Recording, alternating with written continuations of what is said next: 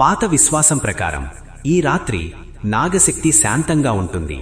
అందుకే కొన్ని చోట్ల పాములు దగ్గరగా వచ్చినా కాటేయవని కథలున్నాయి.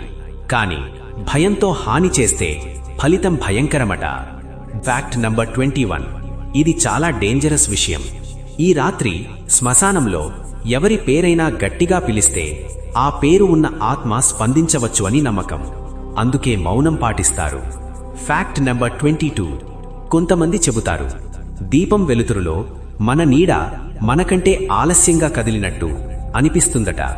ఆ క్షణంలో వెనక్కి తిరగకూడదని తాంత్రిక హెచ్చరిక. Fact number 23. సాధారణ రోజుల్లో పాపానికి ఫలితం ఆలస్యంగా వస్తుంది. కానీ ఈ రాత్రి ఫలితం వెంటనే మొదలవుతుందట. మనసులో భయం, నిద్రలేమి, అసహజ కలలు ఇవి మొదటి సూచనలు. ఈ రాత్రి శివుడు ఆశీర్వదిస్తాడు, కాని తప్పు చేసిన వాణ్ణి ఒక్క క్షణం కూడా వదలడు.